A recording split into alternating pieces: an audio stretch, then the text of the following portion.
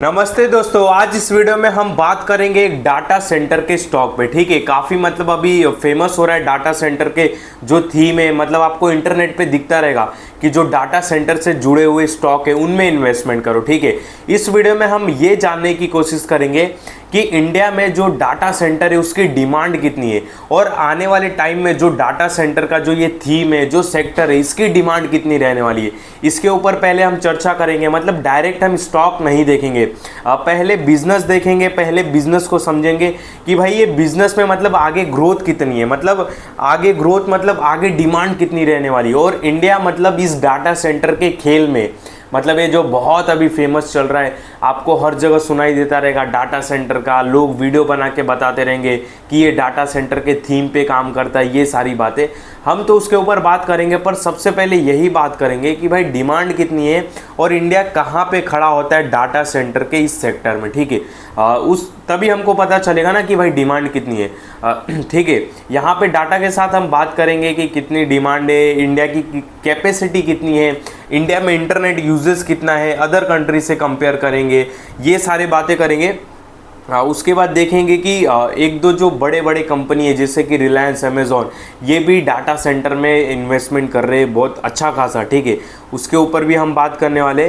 पहले मैं आपको बता देता हूँ कि इंडिया में, भाई इस वीडियो स्टार्ट हो गई, ठीक है, पहले मैं बता देता हूँ कि इंडिया में जो डाटा सेंटर का है उसकी डिमांड कितनी है। आपके साथ मैं एक डाटा शेयर करता हूँ, केआरएच करके है, इन्होंने ये डाटा पूरा निकाला है, आपके सामने मैं दिखाता हूँ कि जो इंडिया है डाटा कंज्यूम करने के मामले में अमेरिका को पीछे छोड़ चुका है, यूरोप को पीछे छोड़ चुका है। यहाँ पे मैं दिखाऊं तो देख सकते हो, यहाँ पे ये देखो, यहाँ पे देख सकते हो अमेरिका का नंबर क्या है 17। एक्चुअली ये नंबर क्या है, एक्जीबाइट करके एक आता है, आप गूगल करना आपको पता चलेगा, आप नंबर्स में देखो बस। तो यूरोप का नंबर 17 निकल के आता है, इंडिया 26, यानी कि यूरोप को भी डाटा कंज्यूम करने में पीछे छोड़ दिया इंडिया ने। ये सारी बात जब जानोगे तो ही सब जो मैं अभी आपको आगे बात बताऊंगा ना, वो सारी बात कनेक्ट होगी। तो ये सारी बात ना बहुत ध्यान से सुनना। अभी देखो, इंडिया डाटा कंज्यूम करने से यूरोप से ज़्यादा है, नंबर देख सकते हो। यूरोप का नंबर 17 है, यूएसए का नंबर 10 है और चाइना को टक्कर दे रहा है। ठीक है, चाइना का नंबर 26 है, इंडिया का नंबर 26 है। तो इंडिया मतलब बहुत हाई पीक पे बैठा है, समझ रहे हो ना, डाटा कंज्यूम करने में, इंटरनेट यूज़ करने में। और मैं आपको पहले डाटा सेंटर बताने से पहले, आगे बढ़ने से पहले ये भी बता देता हूँ डाटा सेंटर क्या होता है। डाटा सेंटर वही होता है मतलब जहाँ पे हमारे डाटा सारी स्टोर होते हैं। जैसे कि मैंने कुछ गूगल किया तो वो जाके, जैसे मैंने कुछ फ़ोटोज़ इंटरनेट पे अपलोड वगैरह कर दिए, तो वो तो मेरे मोबाइल में अपलोड होते नहीं है, वो तो इंस्टाग्राम पे होते। तो इंस्टाग्राम कहाँ पे रखेगा उसको, अपने डाटा सेंटर पे रखेगा। ठीक है, इस तरह से आप समझो डाटा सेंटर को। तो इंडिया सबसे ज़्यादा इंटरनेट कंज्यूम करने वाला है और जितना इंटरनेट कंज्यूम होगा किसी भी कंट्री में, वहाँ पे सबसे ज़्यादा डाटा सेंटर की नीड होगी, क्योंकि सबसे ज़्यादा इंटरनेट यूज़ मतलब सबसे ज़्यादा फ़ोटो अपलोड होना, वीडियो अपलोड होना, इन्फॉर्मेशन निकालना, ये सारी बातें। ठीक है, और उससे क्या आएगा, उससे उनको डाटा सेंटर की भी नीड उतनी होगी। तो इंडिया अभी सबसे ज़्यादा इंटरनेट यूज़ कर रहा है, आपको स्क्रीन पर दिखता रहेगा। और मैं आपको एक और रिपोर्ट दिखाने की कोशिश करता हूँ कि ग्लोबली जो डाटा जनरेट होता है पूरे दुनिया में, ठीक है, उसमें से 20% इंडिया जनरेट करता है। कितना? 20%। मतलब ग्लोबली जितना भी डाटा जनरेट होता है उसमें से 20% इंडिया डाटा जनरेट करता है। ये तो बात हो गई जनरेट की, पर जनरेट करता है तो कैपेसिटी भी तो रहनी चाहिए उसकी। पर इंडिया की कैपेसिटी केवल 3% है, मतलब जनरेट तो 20% करता है इंडिया, पर उसको स्टोर करने की कैपेसिटी केवल 3% है। हमें ये क्या इंडिकेट करता है? हमको ये इंडिकेट करता है कि इंडिया अपना जो डाटा है वो बाहर स्टोर करता है। तो इंडिया को डाटा सेंटर की बहुत नीड है। अब आपको बातें समझी। इंडिया, यहाँ पे देखो, यहाँ पे लिखा है, मैं अपने मन से नहीं बता रहा हूँ, कि इंडिया ग्लोबल का 20% डाटा जनरेट करता है, पर इंडिया की कैपेसिटी कितनी? केवल 3%, मतलब 17-18% अपना जो डाटा है इंडिया वो बाहर स्टोर करता है। तो इसके लिए भाई इंडिया को डाटा सेंटर की बहुत नीड है, समझे अभी बात। इसके वजह से गवर्नमेंट ने भी बहुत फोकस कर रहे हैं कि नेक्स्ट हब बनाना है डाटा सेंटर का इंडिया को। तो ग्रोथ तो बहुत है, मार्केट पूरा ओपन है इंडिया के लिए। ठीक है, ये बात हुई।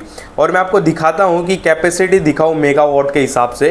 इंडिया की जैसे 877 है, चाइना की 3800 है, अमेरिका की 15930 है, यूरोप की 8300 है। तो इनकी बड़ी बड़ी कैपेसिटी है, पर इनका उतना यूज़ नहीं है। पर इंडिया का यूज़ ज़्यादा है पर कैपेसिटी कम है। तो डाटा सेंटर में जो इनका मार्केट है इंडिया का पूरा ओपन है, ठीक है। इस बात को क्लियर हो गया कि कितना ग्रोथ है, कितना डिमांड है। नंबर्स में भी दिखाऊंगा, टेंशन नहीं लो, ठीक है। तो मान लो कि जब इंडिया का ये जो कैपेसिटी 877 है, अमेरिका का 3800 है, तो ये जो गैप फिल होगा ना, जो डाटा सेंटर के स्टॉक रहेंगे वो मतलब फायर मोड में हो जाएंगे, जो कि अभी भी हो रहे, जो कि एक साल में डबल हो चुके हैं। मैं स्टॉक का नाम बताऊंगा एक, जो ये सारे जो डाटा सेंटर का जो काम है ना उसको टैप कर रहा है, मतलब उसी सेगमेंट में काम कर रहा है। मैं बताऊंगा, टेंशन नहीं लो। तो आपको मैंने ओवरऑल एक समझा दिया कि इंडिया में डाटा सेंटर की कितनी नीड है, बाद में कितनी डिमांड रहने वाली है। ये सारी बातें अब आपको समझ में आ गई रहेगी।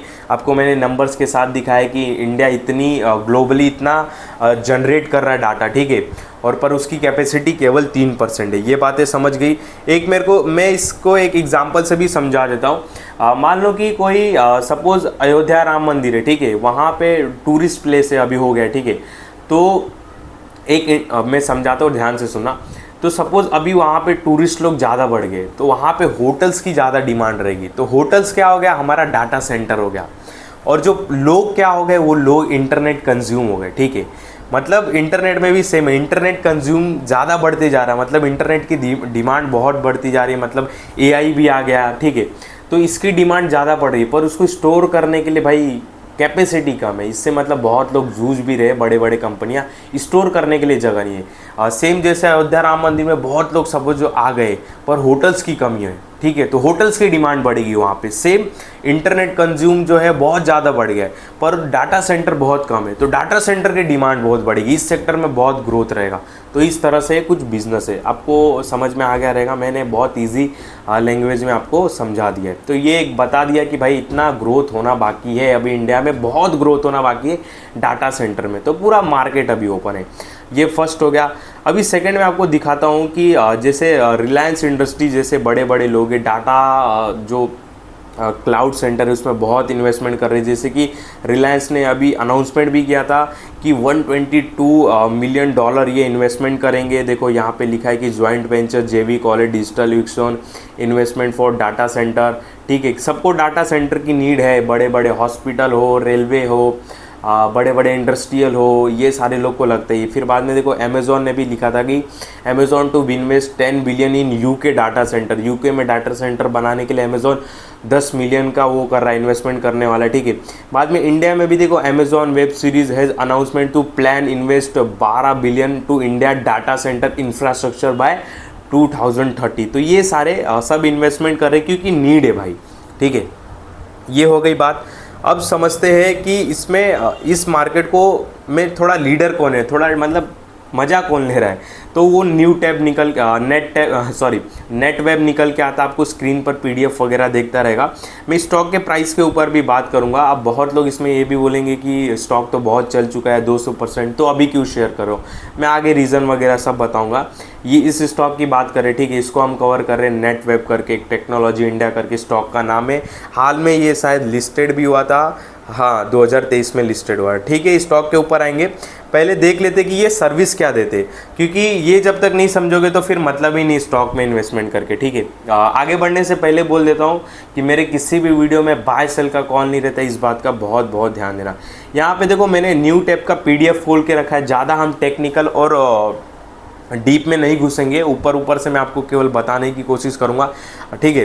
देखो जो डाटा सेंटर है ना, बस डाटा सेंटर बहुत चीज़ों से जुड़ा हुआ है, मतलब स्टोरेज, क्लाउड स्टोरेज, ये सारी चीज़ें आप इंटरनेट से देख लेना। क्लाउड स्टोरेज, इंफ्रास्ट्रक्चर जो डाटा सेंटर का, प्लस उनके बहुत हार्ड टाइप के प्रोसेसर रहते हैं, स्टोरेज बहुत हाई कंप्यूटर रहते हैं, ठीक है। ये सारी चीज़ें से मिलकर एक डाटा सेंटर बनता है। ऐसा है कि नहीं कि वो डाटा सेंटर बस बन गया एक चीज़ों से।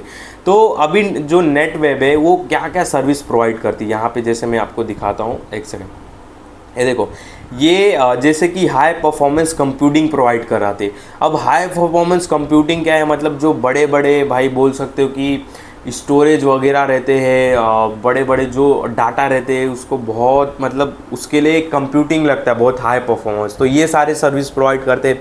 बाद में प्राइवेट क्लाउड भी प्रोवाइड करते हैं, इंफ्रास्ट्रक्चर वगैरह। ये सर्च करोगे ना आप गूगल पे तो आपको बहुत अच्छे से और डिटेल में समझ में आ जाएगा। फिर बाद में ये AI system and enterprises work station पे प्रोवाइड करते हैं। ये जनरली शायद कंप्यूटर से जुड़ा हुआ रहता है वर्क स्टेशन, ठीक है।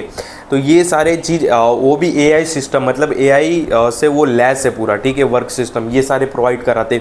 अब बाद में हाई परफॉर्मेंस स्टोरेज भी ये प्रोवाइड कराते। मीन्स क्या, मतलब जो बड़े बड़े स्टोरेज रहते, अब उनको भाई फटाफट मतलब उसको स्टोर करना, फटाफट अपलोड वगैरह शो करना, ये सारी चीज़ों के लिए ना वो वैसा सिस्टम चाहिए। तो ये सारी चीज़ ये प्रोवाइड कराते, ठीक है। बाद में हो गया अपना डाटा सेंटर सर्वर, तो ये तो आपको समझ में आ गया रहेगा। तो ये सारे जो प्रोडक्ट हैं इनके 5-6 ये सारे सर्विस ये प्रोवाइड करते हैं और इनकी डिमांड हर जगह, ठीक है। डिमांड कहाँ कहाँ पे मैंने दिखाया कि रिलायंस इतना बड़ा इन्वेस्टमेंट कर रहा है, अमेज़ॉन और भी बहुत सारे छोटे मोटे कंपनी वगैरह रहेंगे, सरकार भी बहुत फोकस करिए। ये तो बात हो गई इनके उसके भाई कि क्या क्या ये सर्विस प्रोवाइड कर रहे हैं। बाद में देखो इन्होंने लिखा भी है कि यहाँ कहाँ गया, ये लोडिंग हो जाए एक बार, ये अरे यार ये अटक गया लगता है। हाँ, इन्होंने लिखा है कि Indian private cloud and HCI market, मतलब HCI मार्केट क्या, ये जो मैंने आपको बताया अभी हाई परफॉर्मेंस कंप्यूटिंग, ठीक है। हाई परफॉर्मेंस कंप्यूटिंग क्या होता है, मतलब बहुत हाई परफॉर्मेंस वाला एक कंप्यूटर रहता है, मतलब आपके जो हार्ड काम रहते हैं ना वो बहुत इजी वे में कर देता है। और हाँ, मैं एक चीज़ बताना भूल गया कि ये जो नेट वेब करके है ना, पता है इन्होंने किधर गया, मिल नहीं रहा है, एक सेकेंड, इन्होंने आप गूगल करना आपको मिल जाएगा। इन्होंने ऐसा कंप्यूटर बनाया है, मतलब 3 ऐसे कंप्यूटर हाई परफॉर्मेंस वाले कंप्यूटर बनाए जो वर्ल्ड के टॉप 500 कंप्यूटर में आते हैं। पता है वो 11 बार वो लिस्ट हो चुके हैं, मतलब दुनिया के जो 500 हाई परफॉर्मेंस कंप्यूटर है ना उसमें भी लिस्ट हो चुके हैं इनके 3 कंप्यूटर, वो भी 11 बार। आप गूगल करना आपको गूगल पे मिल जाएगा, नहीं तो अभी सर्च करूँगा ना बहुत टाइम बीत जाएगा। तो नेट वेब मतलब बहुत, मतलब पूरा डाटा सेंटर के काम में ही डूबा हुआ है, समझ रहे हो ना। यहाँ पे देखो इन्होंने लिखा है कि जो HFC मार्केट है 2019 में 9.3% CAGR से ग्रोथ हो रहा है, और क्या बोलते हैं कि 2024 में भी इसकी ग्रोथ 9.3% CAGR से, ठीक है। और ये दिखा रहे कि आने वाले टाइम में मतलब 2029 तक ये मार्केट कितना बड़ा होने वाला है। 2024 तक ये मार्केट 589 मिलियन डॉलर तक था, और 2029 तक ये मार्केट जो हाई कंप्यूटिंग का मार्केट है वो 900 मिलियन डॉलर के आसपास पहुंच जाएगा। मतलब आने वाले 4 सालों में इस सेक्टर, मतलब बहुत, वही बोला ना, डाटा सेंटर जो है ना एक प्रोडक्ट से नहीं बन के मिला है, बहुत प्रोडक्ट से मिला है। तो ये जो HFC मार्केट है, मतलब जो हाई कंप्यूटिंग का मार्केट है, वो आने वाले 4 सालों में, ज़्यादा भी नहीं 3 सालों में डबल दिखता हुआ दिखाई दे रहा है। यहाँ पे डाटा आपको दिखाई देगा। बाद में इंडियन प्राइवेट क्लाउड और HCI मार्केट बात करूँ तो यहाँ पे देखो ये 2019 में 17% के CAGR से ग्रोथ हो रहा था, और 2024 में 20% के CAGR से ग्रोथ हो रहा है, जो कि काफ़ी बड़ी बात है। अगर मैं बात करूँ 2024 में इसका मार्केट 3,309 मिलियन डॉलर था, और 2029 में एक्सपेक्ट कर रहे कि भाई 8,000 मिलियन डॉलर तक पहुंच सकता है। तो आने वाले टाइम में भाई बहुत देखो इसमें एक और चीज़ भी लिखा है कि AI स्पेंडिंग इन इंडिया 2023 में केवल 2 बिलियन US डॉलर, और 2027 में 5 बिलियन डॉलर कुछ स्पेंडिंग होने वाला है AI के ऊपर। तो भाई डिमांड तो बहुत है, यहाँ पे देखो लिखा भी है। इंडियन एंटरप्राइजेज स्टोरेज मार्केट की मैं बात करूँ तो भाई 2030 तक यहाँ पे ऑलमोस्ट 947 मिलियन डॉलर का पहुँचने वाला है मार्केट, जो कि अभी चल रहा है 742 मिलियन डॉलर, ठीक है। तो यहाँ पे जो मैं आपको अभी डाटा दिखा रहा हूँ, जो आपको मैं समझा रहा हूँ कि इंडिया में कितनी ग्रोथ होना बाकी है, मतलब बहुत ग्रोथ होना बाकी है डाटा सेंटर में। मैंने आपको ओवरऑल अब बात कर लेते हैं क्या क्या किसके ऊपर किए, मतलब एक और बार कवर कर लेते, फिर इसका भी नेट प्रॉफिट पे आएंगे हम, ठीक है। देखो पहले हमने बात किया कि देखा कि जो डाटा सेंटर की डिमांड कितनी होने वाली है इंडिया में। डाटा सेंटर जो डाटा जो ग्लोबली जनरेट हो रहा है वो 20% हो रहा है, ठीक है, ग्लोबल का 20% हो रहा है, पर इंडिया में डाटा सेंटर की कैपेसिटी कितनी है, केवल 3%। तो आने वाले टाइम में बहुत मार्केट बढ़ा है। और जो चाइना का कैपेसिटी है, मैं अमेरिका से नहीं कंपेयर करता हूँ, क्योंकि चाइना और इंडिया का जो डाटा कंज्यूम है ना सेम है, तो मैं चाइना से ही केवल कंपेयर करता हूँ। चाइना का जो कैपेसिटी है डाटा सेंटर का इंडिया से बहुत गुना ज़्यादा है। तो ये जब मार्केट फील होगा ना, तो जितने भी डाटा सेंटर के स्टॉक है उनको बहुत बेनिफिट होने वाले, ठीक है। तो मार्केट बहुत ओपन है। तो थोड़ा आप बात कर लेते हैं स्टॉक के अब प्राइस के ऊपर पे, क्योंकि हम ज़्यादा बिजनेस के अंदर नहीं घुसेंगे, नहीं तो ज़्यादा हम वो बिजनेस और टेक्निकल में उसमें घुस जाएंगे तो भाई ये स्टॉक का प्राइस ही नहीं समझ पाएंगे, ठीक है। तो इसका प्राइस चल रहा है अभी 2700 रुपया। एक साल में ये आई थिंक 200% भाग चुका है, ठीक है। अभी आने वाला टाइम बहुत मार्केट ओपन है और अभी ये अपने ऑल टाइम हाई पे। स्टॉक के ऊपर भी बात करेंगे तो इसमें अगर करेक्शन भी आता है तो काफ़ी अच्छी बात है।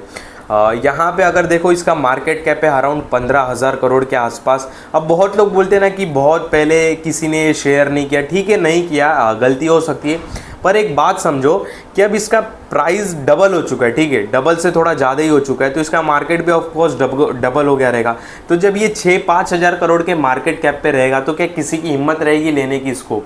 अगर एक साल पहले आपको ये सारी बातें बताएंगे मार्केट कैप 7,000 करोड़ के साथ, तो क्या आप लोगे? नहीं, एक टाइम पे हम अवॉइड करने के लिए सोचेंगे। अगर लोगों को इतना ही लेना होता तो आईपीओ जब खुला था, आईपीओ में लॉट नहीं लगता उसके बाद ही ले लेते थे, ठीक है, जब लोगों को इतना नॉलेज रहता। पर अभी लोगों को नॉलेज आ रहा है, अभी सब सारी बातें शेयर कर रहे हैं, जैसे मैंने आपको डाटा वगैरह दिखाया, कितना डिमांड वगैरह रहने वाली, कितनी ग्रोथ रहने वाली है, तो लोग अभी लेंगे ना, ठीक है। इस तरह तो फिर लोग ये भी बोल सकते हैं कि जब ये अनलिस्टेड मार्केट में था तब क्यों नहीं लोगों ने बताया, तब हम इसको बहुत सस्ते में भी बाय कर लेते, ठीक है। तो ये कहीं पे जाके रुकने वाला नहीं है। फिर बाद में अगर इसको कोई 6 महीना पहले इसको शेयर करता तो फिर लोग बोलते थे कि आपने 6 महीना पहले क्यों नहीं बताया। अब इसको हम अभी कर रहे तो कोई बोलेगा कि भाई आपने 1 साल पहले क्यों नहीं बताया। तो ये बात कहीं भी रुकेगी नहीं जाके, फिर ऐसे तो भाई ये भागते ही जाएगा, ठीक है। तो बात आएंगे स्टॉक के प्राइस के ऊपर, पहले इसकी जो आर्थिक स्थिति है उसके ऊपर बात कर लेते हैं। मार्केट कैप 15,000 करोड़ है, एक स्मॉल कैप की बोल सकते हो अभी कंपनी है, बहुत बड़ा ग्रोथ होना बाकी है, तो इसको अभी लार्ज कैप भी बनना बाकी है, मिड कैप भी बनना बाकी है, इस बात को ध्यान देना। आरओसी काफ़ी तगड़ा है 38% का, आरओई भी बहुत तगड़ा है 30% का। सेल्स ग्रोथ लास्ट 3 ईयर में 71% की रही है, लास्ट 5 ईयर की सेल्स ग्रोथ 41% की रही है, जो कि काफ़ी अच्छी बात है। यहाँ पे एक चीज़ मैं आपको दिखाने की कोशिश करता हूँ कि जो इनका ऑपरेटिंग प्रॉफिट मार्जिन है वो ना हमको गिरता हुआ दिखाई देगा, क्योंकि सितंबर 2022 के क्वार्टर में 18% के आसपास था, जो कि अब 14 और 13 हो गया। रीज़न क्या है? एक्सपेंस पे जब जाए ना तो इनका मटेरियल कॉस्ट आप देख सकते हो, आप अपने को बढ़ता हुआ दिखाई देगा। एक टाइम पर ये 70% था, अभी 75% हो गया, जिसके वजह से। पर ये एक नेगेटिव भी बोल सकते हो, पर इसको इतना नेगेटिव लेने की ज़रूरत नहीं है। देखो मार्केट इतना बड़ा है, डिमांड इतनी है, नेट का कंज्यूम मतलब इतनी ज़्यादा डिमांड है, नेट इतनी यूज़ हो रही है, तो ये जो छोटी मोटी बातें ना कि ये भाई एम्प्लॉय कॉस्ट बढ़ गया, ये बढ़ गया, बाद में इसका जो थोड़ा ऑपरेटिंग प्रॉफिट मार्जिन है वो कम ज़्यादा हो गया, उतना अपने को नहीं फोकस करना चाहिए। देखो ठीक है, अगर वैसा देखा जाए तो किसी भी बिज़नेस में किसी में भाव बढ़ जाता है, कभी 1% 2%, तो वैसा सोचेंगे तो भाई कभी कोई स्टॉक हम ले ही नहीं पाएंगे, ठीक है। तो इतना ध्यान देने की ज़रूरत नहीं। ओपीएम कंपनी काफ़ी बड़ी है, सरकार भी बहुत फोकस कर रही है, तो ठीक है, कंपनी काफ़ी बड़ी है, मतलब सरकार भी फोकस कर रही है, तो ये जो छोटे मोटे काम है ना, मतलब ये जो नेगेटिव है उस पर नहीं करना चाहिए फोकस। ऐसा सोचेंगे तो फिर किसी सेक्टर में हम नहीं घुस पाएंगे, इस बात को ध्यान देना। यहाँ पे अब दिखाता हूँ मैं इनका ईयरली नेट प्रॉफिट, क्वार्टरली नहीं लेके चलूँगा, बहुत अप एंड डाउन रहता है तो लोगों को समझ में नहीं आएगा। 2019 में इनका नेट प्रॉफिट 3 करोड़ के आसपास था, जो कि आज बढ़ के 97 करोड़ हो गया। मतलब ग्रोथ, मतलब भाई कितनी ग्रोथ है, मतलब कितनी गुना है, मतलब 30 गुना की ग्रोथ है पिछले 5 सालों में, ठीक है, 30 गुने की ग्रोथ है ऑलमोस्ट, ठीक है, 30 गुने की ना, तो यार काफ़ी तगड़ी ग्रोथ है। और आने वाले फ्यूचर में भी ग्रोथ ऐसा ही रहने वाला, ठीक है, रहेगा, टेंशन मत लो, क्योंकि मैंने आपको दिखा दिया कि आने वाले टाइम में डिमांड कितनी है, इंडिया की कैपेसिटी कितनी है, और सबको नीड है यार डाटा सेंटर की, ठीक है। ये हो गया। बाद में रिजर्व की बात करूँ तो 445 करोड़ का रिजर्व इनके पास, अच्छा खासा रिजर्व पड़ा है, कर्जा कुछ भी नहीं है, डेप्ट फ्री है। बाद में यहाँ पे अदर असिस्ट में आते तो एक्स्ट्रा कैश भी पड़ा है 115 करोड़ का, अच्छी बात है। बाद में इनके फिक्स असेस्ट भी है 48 करोड़ के।